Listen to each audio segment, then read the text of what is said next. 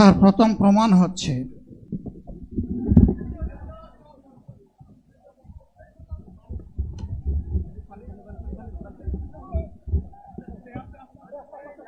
আপনারা অবস্থান করুন যার যার জায়গায়। আপনাদের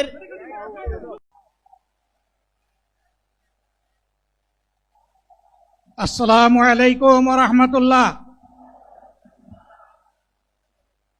আলহামদুলিল্লাহি রাব্বিল আলামিন ওয়াসসালাতু ওয়াসসালামু আলা রাসূলিহিল কারীম ওয়া আলা আলিহি ওয়া সাহবিহি ওয়া আহলি বাইতি আজমাইন। বাংলাদেশ জামাত ইসলামী কর্তৃক আয়োজিত আজকের এই জাতীয় সমাবেশে উপস্থিত সম্মানিত জাতীয় নেতৃবৃন্দ, বন্ধু সংগঠনের নেতৃবৃন্দ, শহীদ পরিবারের গর্বিত সদস্যবৃন্দ, 24 জুলাই যোদ্ধাবৃন্দ, আপামর দেশবাসী এবং আমার সাংবাদিক বন্ধুগণ, আমি সর্বপ্রথম মহান রবের দরবারে শুকরিয়া আদায় করছি।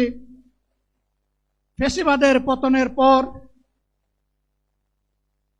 অত্যন্ত অনুকূল পরিবেশে আল্লাহ রাব্বুল আলামিন আজকের এই সমাবেশটি করার আমাদেরকে তৌফিক এনায়েত করেছেন, আলহামদুলিল্লাহ।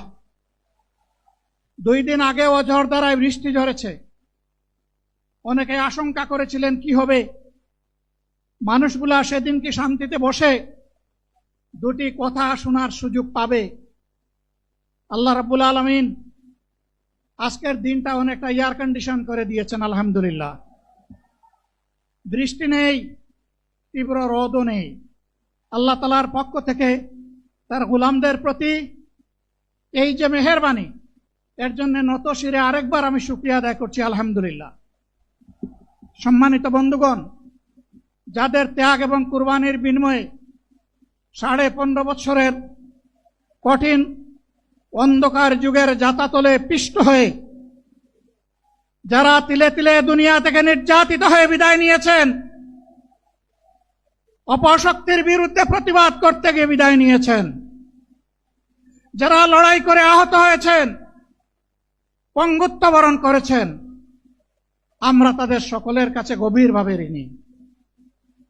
মহান আল্লাহর দরবারে তৌফিক চাই, বাংলাদেশ জামাতে ইসলামীর অস্তিত্ব যতদিন থাকবে আল্লাহ যেন তাদের ঋণ পরিশোধ করার শক্তিটাও ততদিন আমাদেরকে দান করেন। আমি গভীর পরিতাপের সাথে আপনাদেরকে জানাচ্ছি, আজকের এই বিশাল সমাবেশ আয়োজন করতে গিয়ে আমাদের 3 জন ভাই ইতিমধ্যেই দুনিয়া থেকে বিদায় গ্রহণ করেছেন।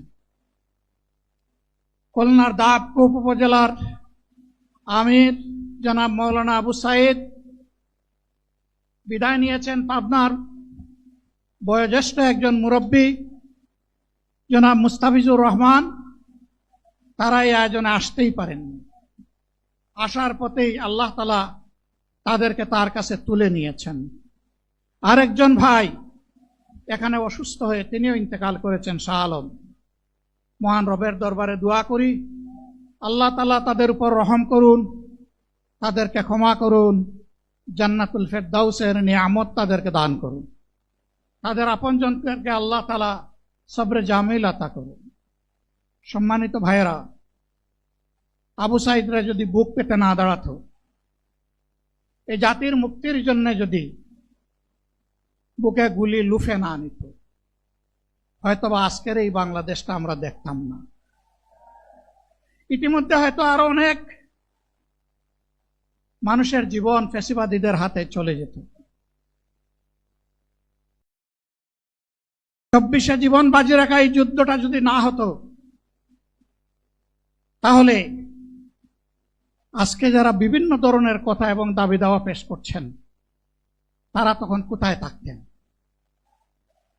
অতএব আসুন, যাদের ত্যাগের বিনিময়ে আল্লাহ তাআলার এই নিয়ামত পাওয়া, তাদেরকে যেন অবজ্ঞা এবং অবহেলা না করি। শিশু বলে তাদেরকে যেন তুচ্ছ তাচ্ছিল্য না করি, অহংকার বলে অন্য দলকে যেন তুচ্ছ তাচ্ছিল্য না করি, অরাজনৈতিক ভাষায় আমরা যেন কথা না। যদি এইগুলো আমরা পরিহার করতে না পারি, তাহলে বুঝতে হবে যারা পারবেন না, ফ্যাসিবাদের রূপ তাদের মধ্যে নতুন করে বাসা বেঁধেছে। আমরা আশা করব আমরা এগুলা করব না, কেউ এগুলা করবে না, বরঞ্চ রাজনৈতিক শিষ্টাচার রক্ষা করে জাতীয় ঐক্যের বীজতলাটা আমরা সবাই মিলে একসাথে তৈরি করব ইনশাআল্লাহ। সম্মানিত ভাইয়েরা, আসরের নামাজ আসন্ন, আরো অনেক বক্তা ছিলেন, তাদেরকে আমরা দিতে পারি নাই, আমরা দুঃখিত।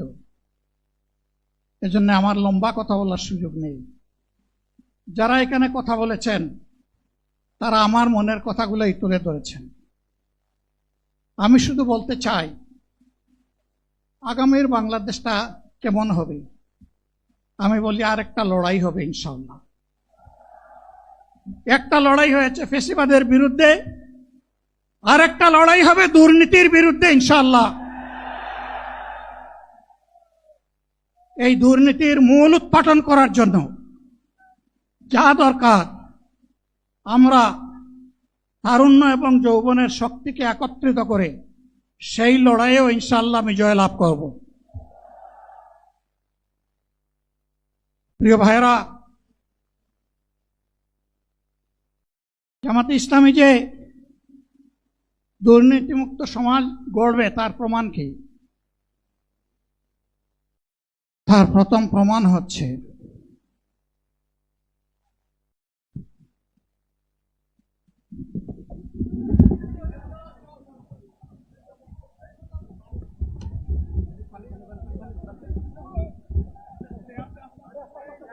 আপনারা অবস্থান করুন যার যার জায়গায়। আপনাদের